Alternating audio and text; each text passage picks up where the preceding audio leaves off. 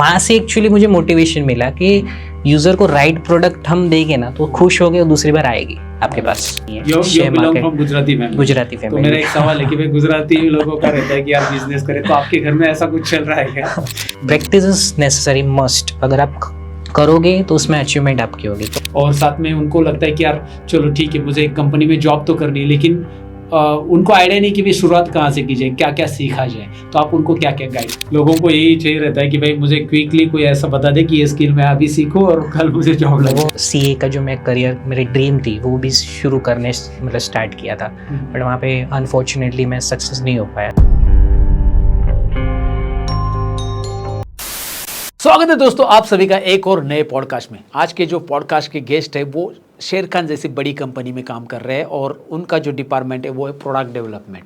अब ये product development department में काम क्या होता है, आप अगर जानना चाहते हो तो इस पॉडकास्ट को देखिए। और इस पर्टिकुलर कंपनी में वो सीनियर एग्जीक्यूटिव पोस्ट पे है और भाई प्लेन ग्रेजुएशन होने के बाद भी आज इस पोस्ट पे इतनी बड़ी कंपनी में वो कैसे काम कर रहे हैं, अगर आप जानना चाहते हो तो बेसिकली पॉडकास्ट में तो पता चलेगा। लेकिन मैं आपको बताना चाहूँगा कि भाई इन्होंने फाइनेंस मॉडलिंग का भी कोर्स किया था, इन्होंने इक्विटी रिसर्च का भी कोर्स किया था, इन्होंने Microsoft Word, Excel, PowerPoint भी मुझसे सीखा था। तो ये सारे जो स्किल्स उन्होंने कॉलेज के दौरान किए थे वो उनको कैसे काम है ये भी आपको पता चलेगा। क्योंकि अगर आप एक फ्रेशर हो, स्टूडेंट हो और आप भी चाहते कि यार मुझे भी प्रोडक्ट डेवलपमेंट में as a senior executive job role पे जाना है, या फिर प्रोडक्ट डेवलपमेंट में होता क्या ये जानने में अगर इंटरेस्टेड हो तो भाई ये पूरा पॉडकास्ट देखिए। ये पूरे पॉडकास्ट में आपको काफ़ी इंफॉर्मेशन मिलने वाली, काफ़ी इंफॉर्मेटिव पॉडकास्ट होने वाला है आपके लिए दोस्तों, और साथ ही में इनकी जर्नी भी काफ़ी इंस्पिरेशनल होने वाली है। तो अगर आप जानने में इंटरेस्ट हो तो भाई पॉडकास्ट को शुरू करते हैं, चलिए।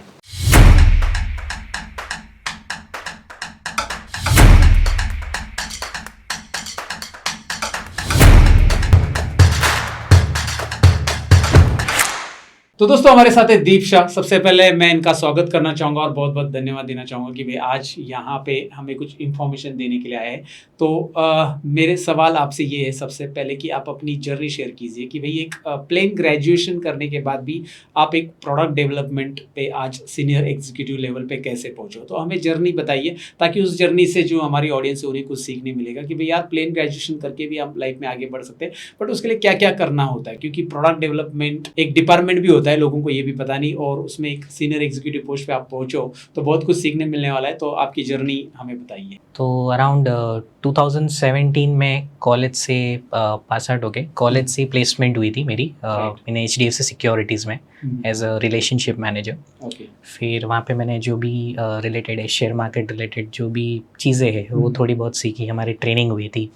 और उससे पहले मैंने कुछ कोर्सेज किए थे, सर्टिफिकेशन कोर्स किए थे जो शेयर मार्केट रिलेटेड थे, जैसे फाइनेंशियल मॉडलिंग हो गया, फंडामेंटल वहाँ पे सिखाया जाता है, पूरा एनालिसिस किया जाता है, कंपनी के वैल्यूएशन कैसे निकालते। लेकिन ये ग्रेजुएशन के बाद किए थे? ग्रेजुएशन से साथ में ही किया था मैंने। मतलब ऑलमोस्ट मैं SY में था और वो चल रहा था मेरा, वो स्किल आप सीख रहे थे। स्किल सीख रहा था। आपने FY में थे तो मेरे पास भी कुछ स्किल सीखे थे। Right sir. तो वहाँ पे मैंने आपके साथ MS ऑफिस ऑलमोस्ट सीखा था, जहाँ पे वर्ड हो गया, पावर पॉइंट हो गया, एक्सेल, एडवांस एक्सेल हो गया। फिर मैंने टेली भी सीखा था, साथ में कोरल ड्रॉ, फोटोशॉप भी हो गया, कि थोड़ा बहुत डिज़ाइनिंग या फिर वो फोटो रिलेटेड जो भी चीज़ें हैं वो मुझे थोड़ी बहुत सीखनी थी, just for learning purpose, for knowledge purpose. मतलब ग्रेजुएशन के साथ ही आपने बहुत सारे स्किल ऐड ऑन करना चालू किए थे। क्योंकि मैं साथ में मेरा जो CA का जो मैं करियर मेरी ड्रीम थी वो भी शुरू करने मतलब स्टार्ट किया था, बट वहाँ पे अनफॉर्चुनेटली मैं सक्सेस नहीं हो पाया। सो मैंने एक B प्लान सोच के रखा था, प्लान B, कि मैं अगर यहाँ नहीं कर पाया तो फाइनेंस में तो जाना ही था, ये तय था, बट मुझे कहाँ जाना था वो आइडिया नहीं था। तो या तो मेरे पास ऑप्शन था या मैं MBA कर लूँ या फिर एक CFA करके, एक CFP कोर्स भी रहता है, एक CFA कोर्स रहता है। सो मैन्युअली मैं CFP के लिए गया था, बट वहाँ पे उन्होंने मुझे बताया कि CFA करके भी एक कोर्स रहता है। वहाँ से मैंने एक फाइनेंशियल मॉडलिंग, एक इक्विटी रिसर्च, फिर मर्जर एंड एक्विजिशन के जो कोर्सेज रहते हैं वो मैंने कंप्लीट किए। तो वहाँ से मुझे मेनली फंडामेंटल जो रहते कंपनीज के, उसके एनालिसिस के रेशियोज वगैरह थे, उसकी नॉलेज मिली।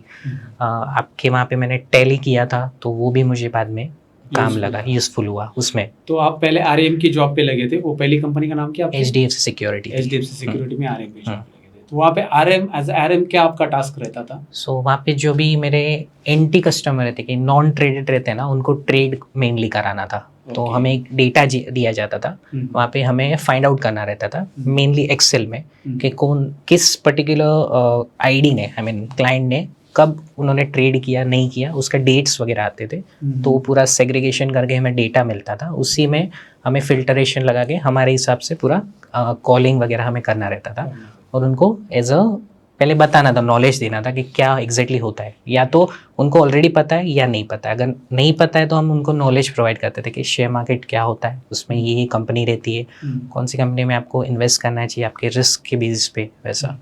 तो आप वो वहाँ पे बहुत कुछ सीख गए, मतलब वो कितने साल किया था आपने वो मैंने वो जनरली 2 साल किया था HDFC में, 1.5 ईयर या 2 साल के आसपास।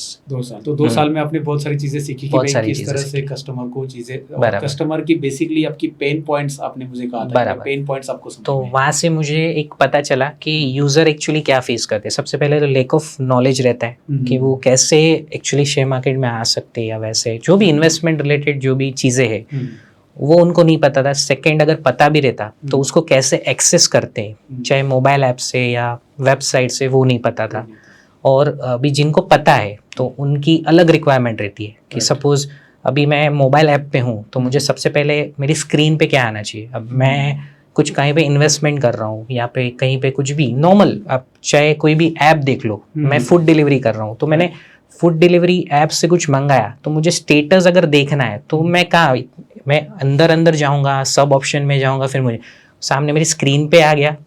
तो वो मैं एक पेन एरिया मुझे पता चला लोगों का कि सपोज मैं शेयर मार्केट में हूँ तो लोग क्या इशू फेस कर रहे हैं। तो उसके बेसिस में वहाँ मैं तभी से थोड़ा बहुत रिसर्च करना शुरू कर दिया कि कौन से ऐप ऐसे जो एक यूज़र फ्रेंडली है, या फिर वो कैसे ऐप है जो लोगों की जो भी इश्यूज़ है या फिर उनका पेन एरिया है वो कवर अप कर रहे हैं। मतलब आपको प्रोडक्ट के बारे में तभी आइडिया आ गया कि भाई तभी प्रोडक्ट idea आ होना गया। कैसे चाहिए, कैसे होना चाहिए, कस्टमर की क्या रिक्वायरमेंट है और कस्टमर कहाँ पे भाई प्रोडक्ट के मतलब प्रोडक्ट को छोड़ के जा रहा है कि Right. यार ये प्रोडक्ट तो समझ में नहीं आ रहा है, राइट मैं इसमें नहीं करूँगा, यूज़र फ्रेंडली जनरली नहीं हुआ ना तो यूज़र यूज़ नहीं करेगा। यूज नहीं करेगा। या फिर आपने ऐसा कुछ कर दिया कि यूज़र फ्रेंडली था पहले, उसमें कुछ ऐसे चेंजेस कर दिए। अभी जैसे आपकी एक साइकोलॉजी रहती है कि आपका ऐप इस पर्टिकुलर स्क्रीन पे है तो आप वहाँ पे टैप करोगे। अब वहाँ से किसी ने हटा दिया तो 2-3 दिन तो पहले आप ढूंढोगे कि वो ऐप कहाँ गया। बट अगर आपका उसी प्लेस पे है तो वहाँ पे एक साइकोलॉजी भी आती है अपनी कि ये यहाँ पे है तो मैं यहाँ पे क्लिक करूँगा। एक वो यूज़र उसको ये भी करता है, स्कैन करता है। अभी जैसे ऐप है कोई भी तो अगर उसका रेड कलर है, येलो कलर है तो वो स्कैन करके भी टैप करेगा तो पता चलेगा। अब सिमिलर ऐप है तो उसको आजू बाजू रखोगे तो यूज़र वहाँ पे गलती करेगा। तो वैसे भी एक मतलब हम लोग के प्रोडक्ट में आता है कि कलर क्या होना चाहिए वैसा बेसिकली। तो मतलब हर एक प्रोडक्ट वैसे ही होता है, प्रोडक्ट डेवलपमेंट में यही चीज है, मतलब आप बताना चाह रहे हो कि भाई यही चीज है कि यूजर फ्रेंडली चीजें हो ताकि वो एक्सेस कर। राइट। दूसरी चीज यहाँ पे मैं बताना चाहूंगा, उसके बाद HDFC सिक्योरिटी आपने 1.5-2 साल किया, तो उसके बाद आपने फिर नेक्स्ट जॉब कौन सा है? नेक्स्ट में IIFL फाइनेंस में था, सेम रोल पे था, बट यहाँ पे मेरी थोड़ी रिस्पॉन्सिबिलिटी अलग थी। यहाँ पे जो क्लाइंट्स थे वो बहुत ही जिनको कहे कि उनको नॉलेज ही नहीं थी, सच कहूँ तो शेयर मार्केट रिलेटेड कि क्या एग्जैक्टली होता है। उनको गोल्ड रिलेटेड नॉलेज थी तो गोल्ड को ध्यान में रख के हम उनको वो चीज़ एक आइडिया देते थे कि एग्जैक्टली शेयर मार्केट कैसे काम करता है और गोल्ड कैसे काम करता है। जब इन्फ्लेशन रहता है तो गोल्ड के भाव ऊपर नीचे होते हैं, वहाँ पे आपको एक बेनिफिट मिलता है। उसी तरह शेयर मार्केट भी उसी तरह काम करता है। जब आपकी इन्फ्लेशन है तो आपके जो FD है वो बीट नहीं करती, तो हम इनको एक ऑप्शन देते थे कि भाई आप गोल्ड में कर रहे हो तो साथ में इसमें भी आप कर सकते हो। तो अगर आप कर सकते हो तो इसमें कीजिए, नहीं कर सकते हो तो ठीक है, नो इश्यू, एक पर्टिकुलर टाइम के बाद आप कर सकते हो। तो आप उनको बेनिफिट्स बताते हो? बेनिफिट्स बताते थे और उनके बिहाफ पे अगर उन्होंने कहा कि सपोज ठीक है आप ये कर लो तो उनके बिहाफ पे हम ऑर्डर भी प्लेस करते थे उनके पूरे वेरिफिकेशंस लेके।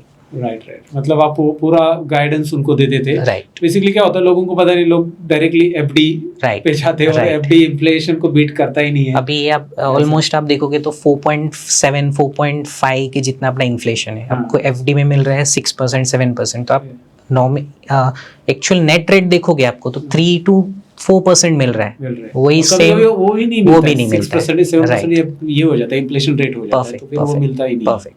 तो बेसिकली फिर आपने IFL पे किया, IFL में IFL में एज RME थे आप, Right. लेकिन थोड़ा सा अलग काम आपके अलग पास था थोड़ा। और ये भी आपने लगभग कितना 2 साल किया? वो मैंने भी 2 साल किया, 2 राइट। साल किया।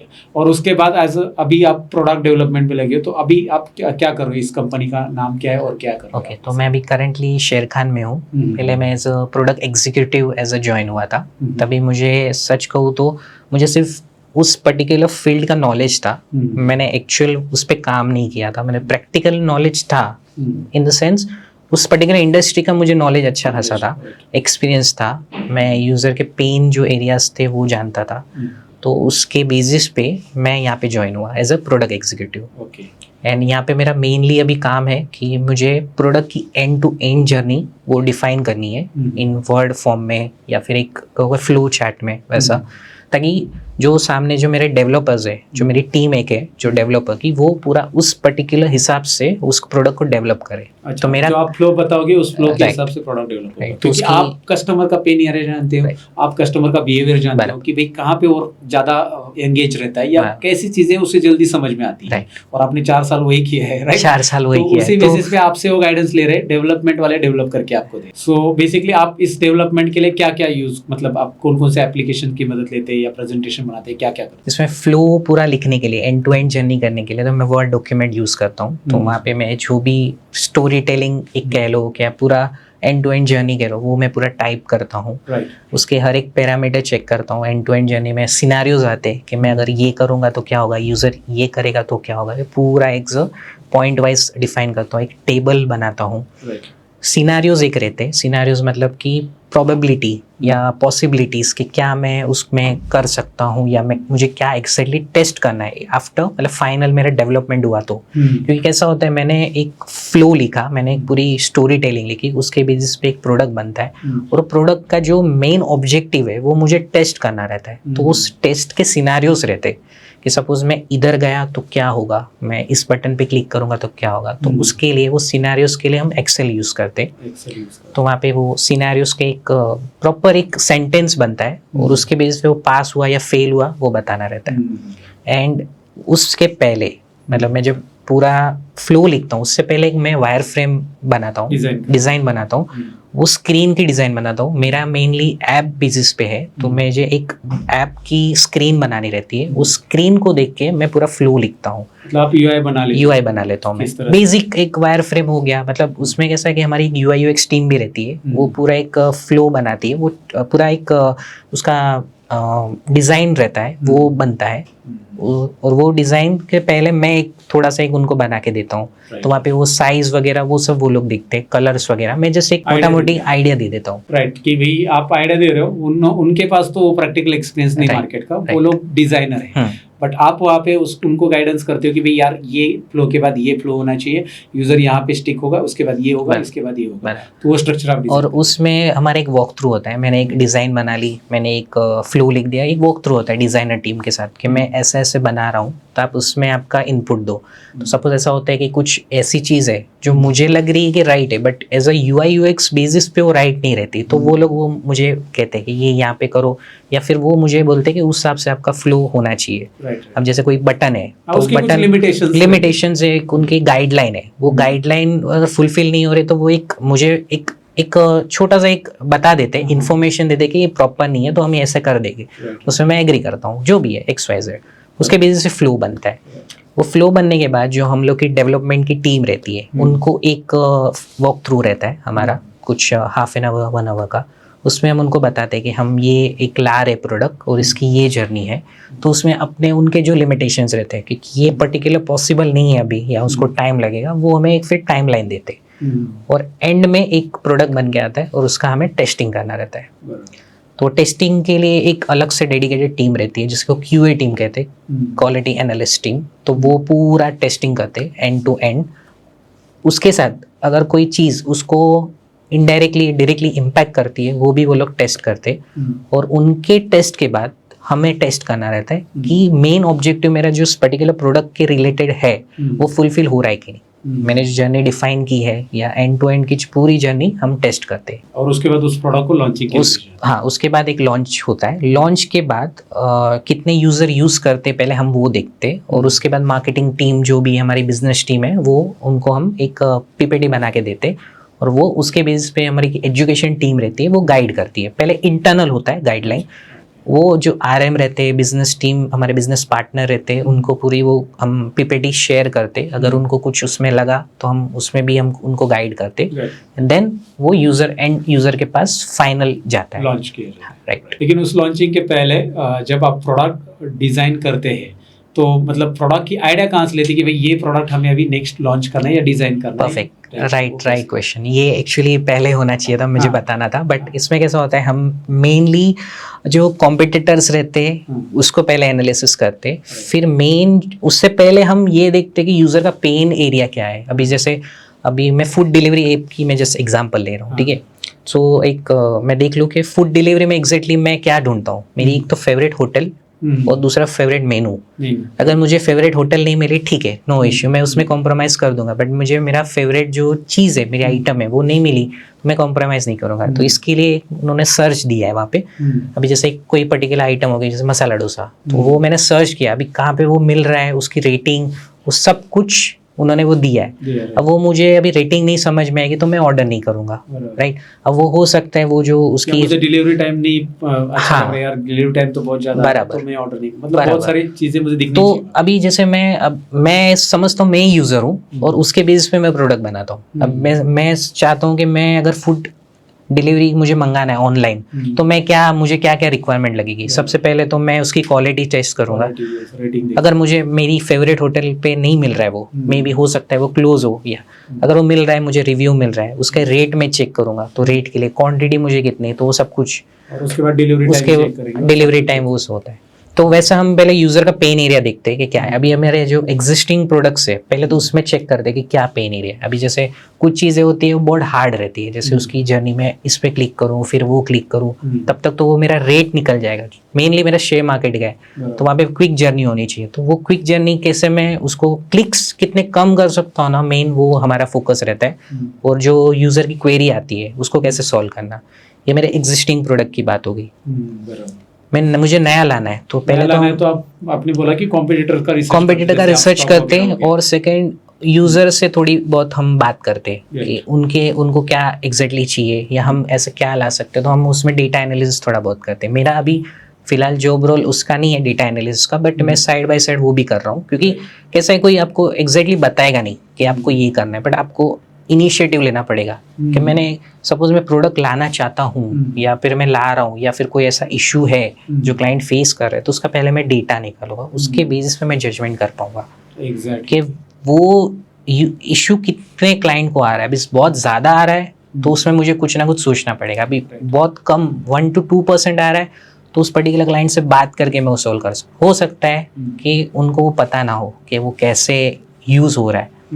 फूड डिलीवरी फर्स्ट टाइम जब मैं मेरा एक्सपीरियंस बताऊँ, फूड डिलीवरी ऐप में जब फर्स्ट टाइम मैंने जोमेटो जो है वो मैंने इंस्टॉल किया था, इतना कंफ्यूजिंग था, मैं यूज़ ही नहीं कर पाया। फर्स्ट वो डाइनिंग पहले दिखाते थे, ओके, अब मुझे मंगाना तो ऑनलाइन है, तो मैं क्यों डाइनिंग में जाऊँगा, मुझे वो, फिर मैं ऑनलाइन में गया तो मेरे क्लिक्स बढ़ रहे, मैं समझ नहीं पा रहा हूँ मैं एग्जैक्टली कर क्या रहा हूँ, मैं कन्फ्यूज़ हो रहा हूँ। तो मैंने वो अनइंस्टॉल करके स्विगी इंस्टॉल किया। स्विगी एकदम ईजी, मैंने इंस्टॉल किया, मुझे सारे मेरे जो भी नियर बाई रेस्टोरेंट है वो दिख गए, तो मैं डायरेक्टली उसमें, तो वैसा होता है। राइट, समझ गया। मतलब यूजर के अगर क्लिक बढ़ गए तो वो पैनिक भी हो जाएगा, और वो पिछली जो भी उसका है वो भूल भी जाता है। अब जैसे आप कोई चैट कर रहे हो, ओके, उसके बाद आपको पिछला आपने क्या क्या किया वो आप भूल जाते हो, क्योंकि वो 2 to 3 सेकेंड्स की आपकी मेमोरी रहती है।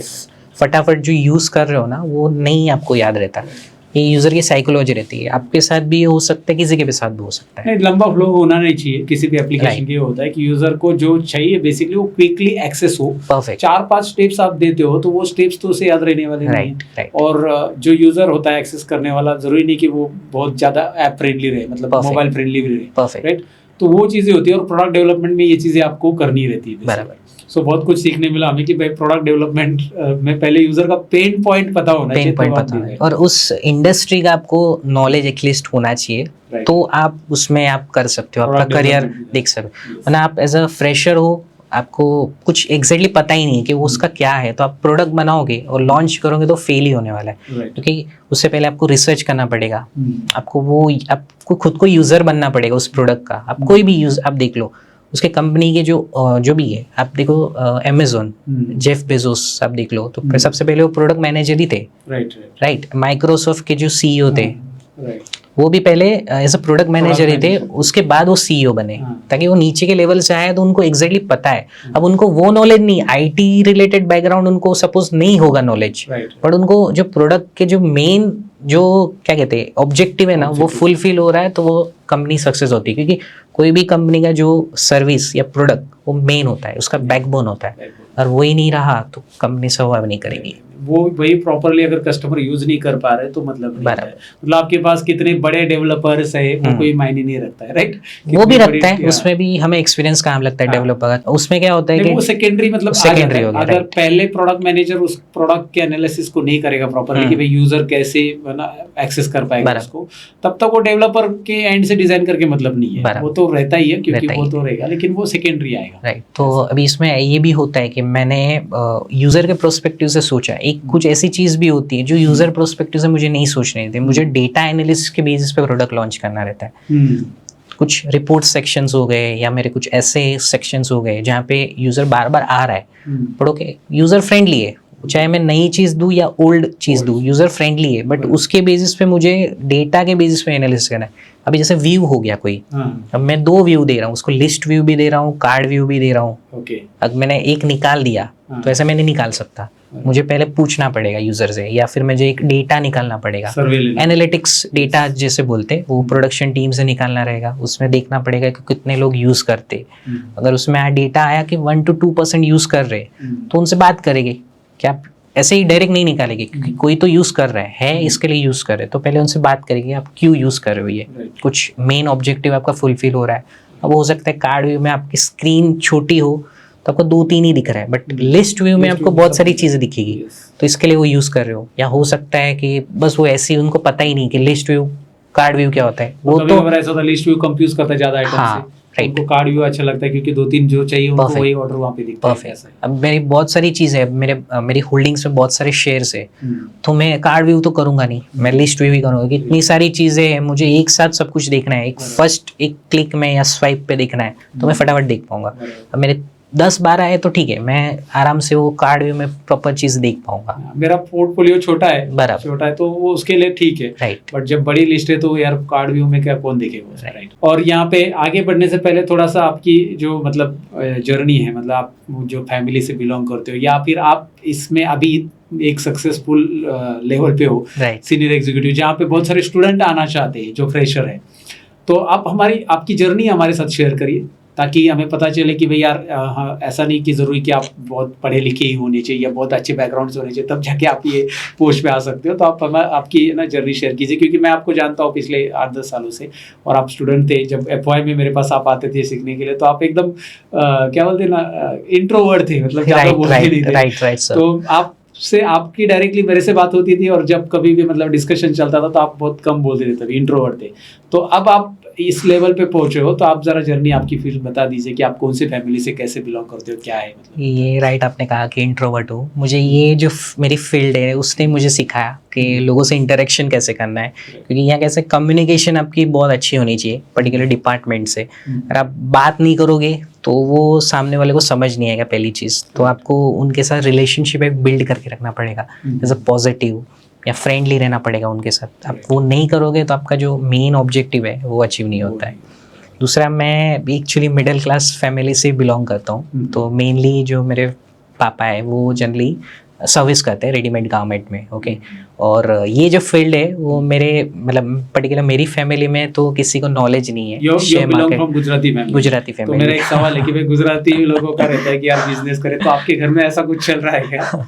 सो बहुत साल पहले पापा ने स्टार्ट किया था एक हाँ। छोटा सा बिजनेस, बट Yes. वहाँ पे उनको सक्सेस नहीं मिली। जो Right. ऑपोजिट पार्टी थी उन्होंने चीट किया, तो हाँ। वहाँ पे जो है वो पापा ने वहाँ पे स्टॉप कर दिया। और Right. मुझे भी कहा कि अभी इतनी कंपटीशन है मार्केट में, तो अभी वो रेडीमेड गारमेंट में, तो उसके बेसिस पे वो कहते हैं कि अभी इतनी कंपटीशन में तो रेडीमेड गारमेंट में भी आके मतलब नहीं है उनको।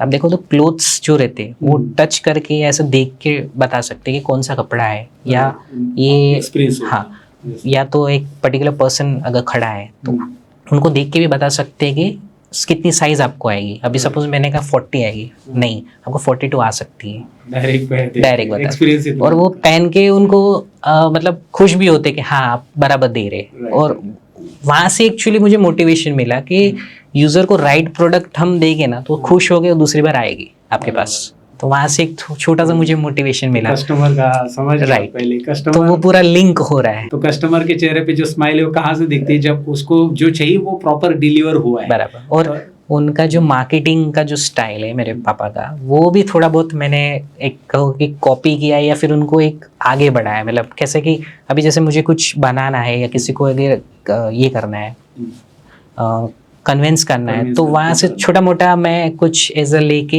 मैं कर सकता हूँ वैसा। तो वो गारमेंट केस में तो पिच तो उनका Right. बहुत जबरदस्त है। Right. क्योंकि मैं जब भी गारमेंट शॉप में मतलब जाता हूँ कभी भी टेक्सटाइल में, तो वो देखता हूँ कि उनका जो ये रहता है ना भाई, यार मैं तो कहता हूँ कि यार अपने को कुछ तो चिपका देंगे आज। Right. ऐसा रहता और वो कैसे आप गए, very good command actually. Right, आप गए तो आपको वो 10 चीजें बता देंगे। 10 चीजें क्यों बतानी, 3 चीजें बताओ, फिर उनकी रिक्वायरमेंट समझो कि भाई आपको क्या चाहिए, आपका बजट क्या है, उसके बेसिस पे फिर प्रोडक्ट बताओ। अब आपने 10 ऑलरेडी रख दिए, कंफ्यूज हो गया और वो लेगा भी नहीं क्योंकि उसको सब पसंद आएगा। साइकोलॉजी होती, 3 चीज आप रखोगे मॉल में या फिर कोई भी प्रोडक्ट, और आप 10 चीज या 20 चीज रखोगे, यूजर वो 20 चीज में से मुश्किल से आपका सक्सेस रेशियो जो रहेगा बाइंग का वो 10 to 20% रहेगा। बट वो 3 चीज रखोगे तो वहाँ पे सक्सेस रेशियो आपका 70 to 90% जाएगा। तो बहुत सारी सेल्स की स्किल आपने अपने पेरेंट्स से ही सीख ली है। राइट। और जनरली होता ही है, हम पेरेंट्स से बहुत सारी चीजें सीखते हैं और आपने वहां से बहुत सारी चीजें सीखी और यही इम्प्लीमेंट अभी आप कर रहे हो। Right sir. तो यहाँ पे बहुत कुछ जान लिया आपसे, और प्लेन ग्रेजुएशन होके भी आप इस पोजीशन पे पहुंचो because of your hard work, और आपने पीछे जो मेहनत की है कि भाई पहले ना कॉलिंग से कॉलिंग करना तो आजकल लोग चाहते ही नहीं है। तो ये सबसे बड़ी है ना प्रॉब्लम होती है लोगों की, यार कॉलिंग से जब आप कस्टमर से इंटरेक्ट होते हो तो आपका कम्युनिकेशन स्किल तो बढ़ता ही है। राइट। आप जो इंट्रोवर्ट थे वो निकल जाता है क्योंकि आपको बात करनी है कैसे बराबर करके, और आप उनके प्रॉब्लम्स को भी समझते हो, और जब आप प्रॉब्लम्स को समझते हो तो आगे चलकर वही प्रॉब्लम्स को लेके आप कुछ डिजाइन भी करवा सकते हो या कंपनी को गाइड कर सकते हो कि भाई हमारा प्रोडक्ट कस्टमर इस तरह का फीडबैक दे रहा है हमारे प्रोडक्ट। तो उसकी मदद से आज आप उसी एक्सपीरियंस को लेके आज प्रोडक्ट डेवलपमेंट में और एक सीनियर एग्जीक्यूटिव जॉब रोल पे हो। Great. So got it lot of things आपसे सीखने मिली। एक Thank you, sir. मैसेज मैं पूछना चाहूंगा आपको कि एट द एंड आप क्या मैसेज देना चाहोगे? मतलब आपने मेरे पास Microsoft Word, Microsoft Excel, PowerPoint उस वक्त सीखा था, वो भी आपको बहुत काम आ रहे हैं। Right, तो sir. आपने ढेर सारे स्किल सीखे, आपने वो Financial modeling वगैरह। फाइनेंस मॉडलिंग का, तो ये ढेर सारे स्किल आपने कॉलेज के साथ साथ सीख लेते। तो ये मैं पूछना चाहूंगा कि भैया आपने स्किल नहीं सीखे होते तो आज आप इस पोजीशन पे नहीं होते, नहीं right? रहता। राइट। क्योंकि वो सारे स्किल कलेक्टिवली आपको कहीं पे काम में आ रहे हैं Perfect, और sir. आप यूज कर रहे हैं आप सबका। Right. तो आप यूजर को, जो हमारे स्टूडेंट्स है, जो फ्रेशर्स है, जो आप अचीव करना चाहते हैं प्रोडक्ट डेवलपमेंट फेज में, और साथ में उनको लगता है कि यार चलो ठीक है मुझे एक कंपनी में जॉब तो करनी है, लेकिन उनको आइडिया नहीं कि भी शुरुआत कहाँ से की जाए, क्या क्या सीखा जाए, तो आप उनको क्या क्या गाइड कर? जो आप पहले सीखते हो जनरली, तो वो सीखने के लिए मत सीखो सबसे पहले तो। उसको कहीं पे आप एक गोल रखो कि मैं सीख के उसको प्रैक्टिस करूँगा, क्योंकि विदाउट प्रैक्टिस आप वो चीज़ भूल जाओगे पहली चीज़ तो। क्योंकि अपनी जो मेमोरी रहती है वो मैं अभी देख रहा था थोड़े टाइम पहले, तो वो मुश्किल से आपकी रहती है कि 1 मिनट 2 मिनट्स तक रहती है। Right. कुछ चीज़ आप नहीं सीख रहे हो तो 1 से 2 दिन तक रहती है। बट आप जैसे प्रैक्टिस करोगे, कोई भी प्रोफेशन में आप देख लो, प्रैक्टिस इज नेसेसरी, मस्ट। अगर आप करोगे तो उसमें अचीवमेंट आपकी होगी। तो आप जैसे मैं एक्सेल या माइक्रोसॉफ्ट वर्ड, पीपीटी, तो अभी जो हम जनरली यूज़ करते हैं माइक्रोसॉफ्ट 365 यूज़ करते हैं, ठीक है। उसमें कहीं ऐसे फीचर है जो मैं पहले नहीं सीखा था, बट मुझे धीरे धीरे पता चला। बट वो ऐसे फीचर है ना, वो मतलब अभी रिसेंटली तो मुझे यूज़फुल नहीं है, बट मैं वो कुछ ना कुछ उसमें कुछ ना कुछ रिसर्च करते रहता हूँ। तो मैं यहाँ पे टैली सीखा तो मुझे मैं एक फर्म में लगा था, एक ऑफिस में, सीए में, वहाँ पे मुझे काम लगा, क्योंकि मैं ऐसा सोच रहा था टैली एक ऐसी चीज़ है जो मैं आपसे सीखूंगा और मैं खुद प्रैक्टिकल नहीं करूंगा, मैं नहीं कर पाऊंगा। मैंने सीखा वो मैं आज याद रखूंगा, कल तक याद रखूंगा, थर्ड डे में भूल जाऊंगा वो कैसे हुआ था। तो वो साथ में मैंने वो भी स्टार्ट किया था जस्ट फॉर 2 months, बट वहाँ पे मुझे बहुत कुछ वो प्रैक्टिकल नॉलेज मिला। मैं यहाँ पे भी वो चीज़, आपके सेशंस के बाद आप जनरली हाफ एन आवर 1 घंटा देते थे प्रैक्टिस करने, तो वहाँ पे पर कैसा वो चीज़ एक टाइम लिमिट आ जाती, बट वहाँ पे मैं जॉब पे करूँगा तो मुझे 7-8 घंटा वो करना रहता है।